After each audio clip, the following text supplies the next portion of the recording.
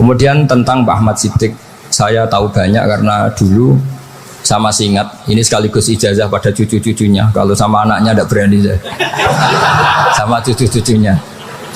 Saya masih ingat Mbah Ahmad Siddiq itu sangat loyal sama yang namanya negara.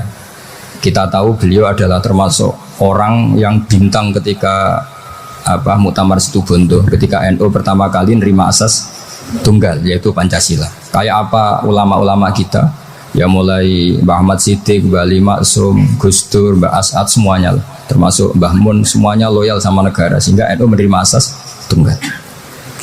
Itu saya masih ingat karena Bapak dulu perwakilan dari NU cabang Lasem. Beliau pernah ngundang Mbah Ahmad Siddiq di sini, zaman itu zaman Pak Dezofar, ikut ngundang ke sini, bapak saya.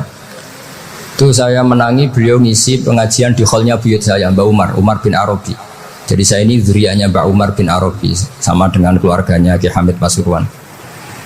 Itu beliau cerita bahwa kemenangan Islam itu tidak harus kita yang menang kangelan. Kadang Allah bikin orang lain yang kangelan, kita yang ikut menang.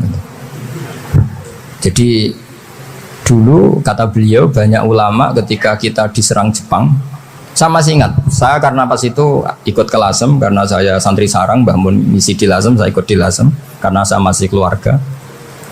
Itu ulama-ulama itu mimpi dibacakan ayat ghulibatir rum fi adnal ardi wa hum mim ba'di ghalabihim sayaghlibun fi bid'i sinin lillahil amru min qablu wa min ba'du wa yawma idzi yafrahul mu'minun. Itu dulu itu ada pertarungan besar antara kerajaan Romawi dan kerajaan Persia. Kita tahu Romawi itu Nasrani. Saya ulang lagi, Nasrani. Nasrani itu percaya adanya Allah, adanya Tuhan, dan percaya adanya kitab samawi.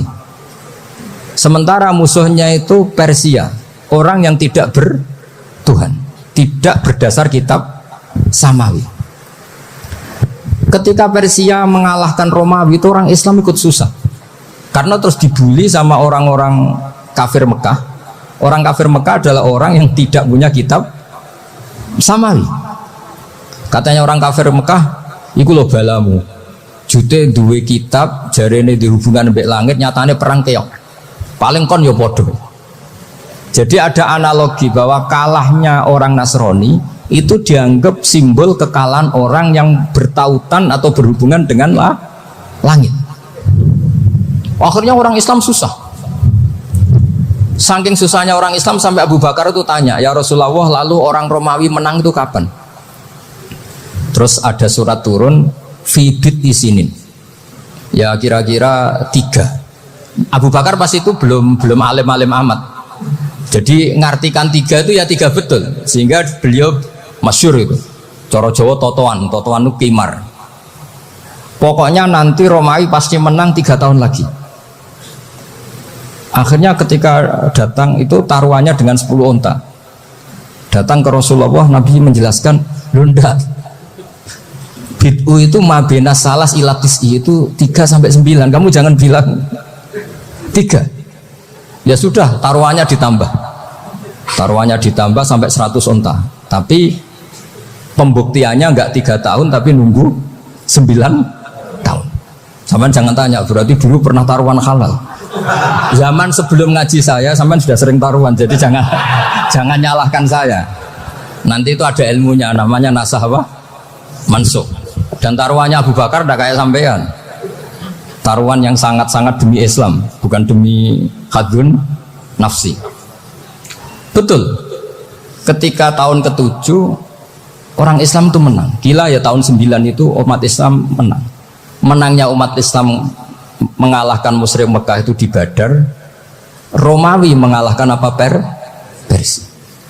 Gara-gara Romawi mengalahkan Persia itu cara berpikir orang itu rubah. Ternyata langit itu ada, kekuatan langit itu ada. Sehingga meskipun akhirnya orang Kristen bilang ada Trinitas, terus mereka keliru dalam mengartikan Isa, tapi ada sekian nabi yang mereka sebut dan mereka hormati. Ada sekian kesamaan. Sehingga dalam Islam, saya ulang lagi, dalam Islam, andai kan disuruh milih orang komunis sama orang Nasrani, Islam tentu sama-sama kerjasama, milih sama yang Nasrani, karena ini ahli kitab, kerjasama loh, bukan milih menjadi Nasrani. Nanti kapan salah paham, senangannya terus bully. Itu semangatnya pasti hasut. Nah, terus lalu relevansinya dengan Indonesia gimana? Wa yauma idzi yafrahul mu'minun. Ketika orang Romawi yang punya kitab samawi mengalahkan Persia yang tidak punya kitab samawi, itu orang Islam ikut bunga, ikut gembira. Itu semua kiai banyak yang mimpi seperti itu. Ini cerita Mbah Ahmad Siddiq. Saya dengarin itu. Ternyata betul. Jepang itu nggak dikalahkan Indonesia. Jepang, Hiroshima dan Nagasaki dibom oleh apa? Sekutu. Akhirnya Jepang pulang. Pas Jepang pulang, Indonesia merdeka. Itu dulu kiai-kiai sudah nakwil bahwa menangnya Indonesia itu udah harus mengalahkan penjajah. Pokoknya nanti penjajah ada yang mengalahkan. Jadi orang Islam zaman itu tidak bisa mengalahkan Persia. Yang mengalahkan itu Romawi. Tapi orang Islam ikut gembira. Itu sebenarnya wa yauma idzi yafrahul mu'minun binasrillah. Jadi orang itu cara berpikir Quran itu beda. Sehingga saya ini cerita ke cucu-cucu Mbah Siddiq karena ya nasamnya sama sampai saya, karena sama-sama sampai Mbah Sambu. Bedanya keluarga saya lewat Mbah Abdul Azim, kalau yang keluarga sini lewat namanya Mbah Yusuf. Itu saudara sama Mbah Abdul Azim, sama-sama sampai Mbah Sambu. Tapi keinginan saya tentu bukan sekedar silaturahim gagah-gagahan diceluk Gus. Celuk Gus repot. Nak ora alim ra pantes. Nak beling ra pantes. Salam template 1.000 jaluk swarga. Kok mentalan yang 1.000 jaluk. Kamu nginep di hotel 100.000 itu tidak cukup, apalagi untuk bayar apa? Surga itu nggak sopan sekali. 1 juta ya nggak bisa itu, 100 juta juga nggak jelas juga. Terus sampai mendingan nggak usah salam template, malah nggak mungkin masuk surga kalau. Jadi dulu yang namanya zuriyah, sampean tenang saja, nasab sampean tidak kalah dengan kita, karena nanti setelah di kuburan itu gus-gus itu nggak penting. Semua kalau ditanya bapak kamu siapa, jawabannya siapa? Nabi Ibrahim. Sudah parmin parlan hilang semua, sudah aman pokoknya nanti, karena kalau nanti ditanya malaikat bapak kamu siapa, jawabnya Nabi siapa? Ibrahim. Makanya saya itu pemuja Allah yang serius. Sampean ya pemuja Allah, tapi kan kadang kurang alim. Saya ini pemuja Allah serius. Saya itu kalau ngaji, ya ngaji biasa belajar, itu sering nangis seneng. Misalnya saya baca tadi, Miftahul Jannah la ilaha illallah, kunci kok dikasihkan. Kita ini masuk neraka gak pantas, enggak bawa kuncinya kok masuk dulu. Harusnya kita ini masuk surga, kita kan pegang kunci surga, gak pegang kunci neraka. Maka aneh kalau kamu masuk neraka itu aneh. Coba kita pegang kunci surga apa kunci neraka? Tapi ada teman saya suun rokok anu kuncinya. Karena tidak ada pintunya. Terus saya bilang, kamu kok tahu? Memangnya mau ke sana, kata saya. Saya tidak punya rencana tahun neraka. Karena nanti di antara syafaatnya Quran itu orang kalau mau masuk neraka tidak jadi. Ya nggak apa-apa ya, diatur sendiri. Jadi di antara syafaatnya Quran itu orang nggak jadi masuk neraka. Jadi syafaat itu ada 2, dari neraka diangkat ke surga, dan itu bisa lama itu. Tapi kalau syafaatnya Quran itu yang belum masuk neraka supaya nggak jadi masuk neraka. Karena neraka juga punya aturan, dia juga kena aturan fikih. Jadi, betul ini, saya ada guyon. Jadi kena konstitusi apa? Fikih. Sama tak ceritani syafaatnya Quran itu ada orang itu beling itu fasik. Itu dihafal surat Tabarok. Hafal betul. Tabarakalladzi biyadihil mulku wa huwa ala kulli syai'in qadir alladzi khalaqal mauta wal hayata. Pertanyaannya gini, boleh enggak orang menginjek surat Baqarah? Boleh enggak? Enggak. Padahal orang hafal Quran itu artinya ayat itu ada di hatinya. Fa inna wa ta'ala la yu'adzibu qalban wa al-Qur'ana. Allah tidak akan menyiksa hati yang menyimpan Quran, yang jadi flash disknya Quran, yang jadi rekaman Quran. Singkat cerita orang ini hafal. Pas ketemu Mungkar Nakir prosedur kan, ini orang fasik mau diantemin sama Mungkar Nakir. Prosedur ya, dia kan prosedur standar. Si surat Tabarok akhirnya menjelma jadi seseorang yang gagah berani. Kamu nggak boleh nyiksa orang ini. Saya ini kalamullah. Kalau kamu nyiksa dia berarti nyiksa saya. Kamu berani sama kalamullah. Wah ya udah berani jadi Mungkar Nakir. Tapi orang itu nakal, harus saya gebukin. Tapi kata Quran tadi, tapi saya di situ pasti kena saya. Oh debat, nggak ada lajnahnya ini nggak ikut. Kalau Gus Wirjon ikut jadi lajnah. Kalau jadi lajnah pasti kroninan. Kalau santrinya dimenangkan. Wah, akhirnya debat. Ya sudah kita ketemu Allah. Akhirnya Mungkar Nakir sama Quran tadi surat Tabarok datang sowan sama Allah. Terus kata Allah, memangnya kenapa Mungkar Nakir? Saya harus nyiksa dia karena dia fasik ya Allah. Memangnya kenapa surat Tabarok? Saya ada di situ. Menurut aturan orang tuh nggak boleh injak-injak Quran. Kalau dia nutuk saya, nutuk Quran. Itu harus dikasih tahu fikihnya Mungkar Nakir. Akhirnya Allah ngendikan gini ke surat Tabarok, ya sudah terserah kamu. Kalau terserah pulau Gusti, Mungkar Nakir nggak boleh nyentuh orang ini. Ya sudah selamat ya. Sehingga terus itu sama baca di termasuk mujizatnya surat Tabarok di tafsir Ibnu Katsir banyak. Karena tadi logikanya malaikat itu juga kena aturan fikih. Sehingga banyak ulama termasuk Said Muhammad ngendikan pertanyaan Mungkar Nakir itu tidak semua orang kena. Kalau semua orang kena, nanti kalau tanya Nabi Muhammad, waman Nabi Yuka, kacau kan jawabnya. Nabi kamu siapa? Lu saya ini Nabi. Ya kan? Lah nanti kalau pas ketemu Nabi Ibrahim, waman Abuka, jadi repot kan? Makanya ada kiai yang guyon kalau ditanya, merebuka, saya ini guru tauhid sembrono. Saya ini ngajar Umul Baro ini, kamu tanya merebuka. Masyhur itu keramatnya Imam Malik itu. Ada Ashabu Malik, rajulun min ashabi Malik. Beliau ditanya Mungkar Nakir marabbuka manabiuka. Imam Malik datang, ini seumur-umurnya itu ngajar tauhid. Kok kamu gede itu gak sopan kamu. Dan kita berharap barokah sampean ngaji nanti itu. Yes. Malaikat itu anak sungkane gitu. Jadi dan saya meskipun guyon itu serius. Bedanya orang alim sama ndak itu di situ. Kalau orang alim itu guyon itu masih bener, masih serius. Coba saya bacakan ayatnya. Ala inna auliya Allahi la khaufun alaihim wa lahum yahzanun. Terus lahumul busyra fil hayatid dunya fil akhirah. Artinya kalau Mungkar Nakir dengan penampilan garang gitu, berarti ada ketakutan apa enggak? Ada. Padahal ciri utama walinya Allah tidak ada ketakutan. Makanya itu termasuk dalilnya Sayyid Muhammad. Tidak semua orang alami seperti itu karena wali-wali itu la khaufun alaihim wa lahum yahzanun. Wah anak kiai ketemu karena kerja buat tidur wedek. Iku dreseke ora kok pertanyaan itu. Nak konan santri piye? Lho isen wis kiai dihanjuti Mungkar Nakir wis. Malu gak kira-kira? Mesti pelengahan iku konan santri piye? Nak jawabannya gampang karena pernah ngajar tauhid. Makanya Sayyidina Ali ini cerita ini ada di kitab Nurul Dholam, sama di kitab Nurul Dholam karangannya Syekh Nawawi Banten. Itu Sayyidina Ali itu ya, andekan orang biasa mungkin ya agak-agak hasut, tapi ini wali gak boleh kamu katakan hasut. Dia itu mangkal sama Umar. Orang kok setiap orang pernah dibentak, apa dia berani bentak Mungkar Nakir? Penasaran. Bagaimana kerengnya Umar itu berlanjut enggak gitu kira-kira. Akhirnya minta ya Allah saya minta kasyaf. Ya karena yang minta Sayyidina Ali karena mau wajah dituruti sama kasyaf. Dilihat Sayyidina Umar pas meninggal itu. Jadi hasud itu ya kadang penting asal baik.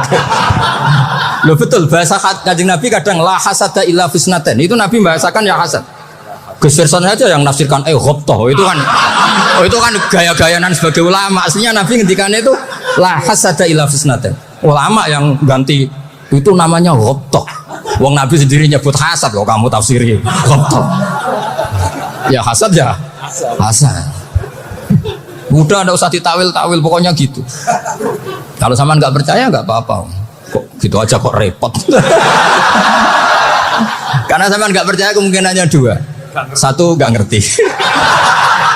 Dua sama-sama alim kan dari awal kalau sama-sama alim kan laisali alimin ayuqallida aliman akhor. Kita nggak perlu saling mengikuti. Ngapain hasud?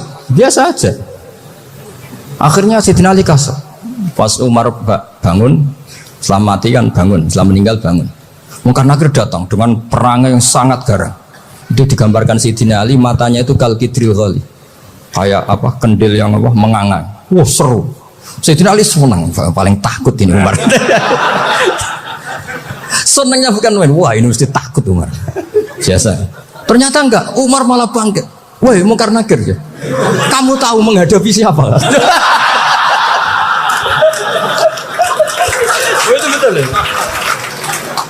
Kamu itu menghadapi temannya ahabbal khalqi ilallah. Yang diandalkan temannya bukan dia. Kamu tahu yang kamu hadapi, saya ini teman kekasihnya Allah. Jadi boleh kamu mengandalkan Mbak Virjon. Tapi nanti resikonya muka rakyat tanya, itu Virjon siapa? Wah itu masalah kan. Makanya syaratnya wali itu harus ma'rufun fis sama. Di langit sudah populer. Makanya dulu ada orang yang saking seninya Abdul Qadir ditanya apa saja jamnya Abdul Qadir Al-Jilani, itu aman karena beliau populer. Makanya program kita harus populer dulu di langit. Nah, itu nanti kalau dicatut oleh santri-santri nggak apa-apa. Kalau nggak populer nanti ditanya, itu siapa? Masalah ini. Umar itu yang dibanggakan itu, kamu tahu saya siapa? Ya enggak tahu, saya ini temannya kekasihnya Allah. Temannya Muhammad, iya Muhammad Rasulullah. Mikir, waduh, repot. Loh, di dunia aja gitu kan, temannya presiden, temannya panglima, apalagi ini temannya Sayyidul Awalin wal Akhirin. Di dunia aja bilang temannya presiden, menteri, orang sudah takut, apalagi ini temannya Sayyidul Awalin. Hanya makan nagir terus konfirmasi sama Allah, gimana ya Allah ini ngadepi. Sebetulnya diadalkan itu temannya, bukan dia. Wah, akhirnya sama Allah dibilang, ya bu, ya, sama seorang seperti itu bu yang sopan. Terus semenjak itu Mungkar Nakir itu nggak selalu berpenampilan seperti itu, sangat. Jadi semoga itu konsisten sampai nanti. Jadi kamu kalau ingin nggak takut Mungkar Nakir, jadi wali. Karena syaratnya tadi hanya wali sing la khaufun alaihim wa lahum yahzanun lahumul busyra fil hayatid dunya fil akhirah. Jadi orang itu kalau ngaji itu harus khatam. Jangan semuanya kena pertanyaan. Dan kalau semuanya kena pertanyaan nanti repot. Kalau Nabi Muhammad ditanya waman Nabi juga. Nabimu siapa? Lu kan terus jadi aneh. Jadi makanya ketika Sayyid Muhammad semua ulama lah, nggak ada am kecuali ditaksis. Kecuali sifatnya Allah. Misalnya bikulli syai'in alim, ya benar-benar bikulli syai'in alim. Tapi kalau am semuanya pasti ada taksis. Meskipun dalam muhawarah muhadasah biasa. Ya, misalnya contoh gampang, istri kamu baru seneng kamu, mas nak pengen apa-apa aku lapor aku, gak apa-apa mas, mesti aku seneng gak sama lapor. Iku di aku pengen wayo. Langsung jadi apa wae. Mesti apa wae maksudnya kecuali itu gitu. Padahal kalau ngomong ya mas sampean ingin apa saja tak dukung. Sampean bilang pengen ku iku wayo. Kira-kira disetujui apa enggak? Sama seperti kita kalau punya teman akrab, wah senang omahku gak apa-apa, anggap ya omahmu dewe, terus mlebu-mlebu kamar. Jadi tidak ada am kecuali di taksis. Artinya kalau ada cerita bahwa orang mati pasti ngalami ditanya Mungkar Nakir, itu pasti ada am yang di taksis. Itu pasti juga dialami para anbiya, para ya, karena ciri utama wali itu la khaufun alaihim walahum yahzanun.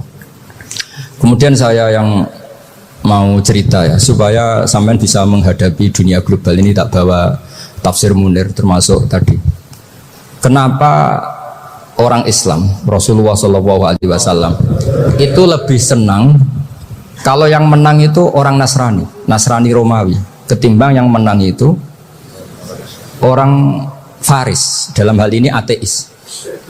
Karena orang ateis itu lebih ngeri. Sebetulnya beberapa penemuan sains, terutama di ilmu medis, itu orang Amerika, kayak cloning. Tapi orang Amerika itu masih dilarang oleh gereja untuk mengaplikasi, karena nanti bayi cloning itu dipakai suku cadang. Di Amerika masih ditentang oleh fatwa-fatwa agama, baik Islam maupun Kristen. Tapi di Cina itu dipraktekkan, karena nggak ada halangan agama. Di Cina itu biasa ada kondom diolah lagi jadi alat-alat aksesoris. Di Amerika tidak ada karena masih ada agama, masih ada larangan. Sehingga orang Islam itu lebih takut kalau yang menang itu Persia, karena terus cara berpikir ternyata Tuhan itu tidak ada, langit nggak ada perannya. Jadi ketika yang menang Nasrani masih berpikir itu pertolongan Tuhan, meskipun mungkin cara mengatakan Tuhan beda dengan kita. Tapi ada satu kesamaan bahwa kekuatan samawi itu ada. Jadi disebut hulibatir rum fi adnal ardi wa hum min ba'di walabihim sahlibun. Di sini diterangkan oleh Syekh Nawawi supaya kamu tidak salah paham. Sebetulnya kamu katakan misalnya wah itu paham liberal, sebenarnya saya tidak tersiksa. Cuma takut yang mengatakan seperti itu cek goblokir atau ngaji gitu. Itu aja masalah saya. Ini saya baca ini karangannya Syekh Nawawi karena tadi kata Mbak Firjon ngaji itu harus sama orang yang bersanad. Saya ini kalah sama beliau itu berkali-kali. Secara nasab saya harus manggil Mbah. Secara silsilah ilmu saya juga kalah lagi. Saya sering disewani sama cucu-cucu Syekhona Khalil. Kiai Siddiq itu termasuk murid dekat beliau Syekhona Khalil. Kalau itu berarti kan Gus Firjon, Ahmad, terus Mbah Siddiq. Mbah Siddiq ngaji Syekhona Khalil. Syekhona Khalil itu pernah ngaji langsung sama Sayyid Zaini Tahlan. Berarti beliau dari Sayyid Zaini Tahlan itu baru generasi kelima. Sementara saya itu sudah ke-7 atau ke-6. Saya, Mbah Mun, Mbah Karim misalnya, Mbah Hashim, Mbah Mahfud Termas, Sayyid Abi Bakar Sato yang ngarangnya Anatul Talibin, baru Sayyid Zaini Tahlan. Berarti saya ke-7, kalah lagi. Tapi untuk jadi wali biasanya cepat saya. Karena syaratnya jadi mbah itu ngalah demi butuh. Jadi kalau beliau ngotot, saya dulu Gusti, saya mbahnya. Wah itu mbah yang nggak baik.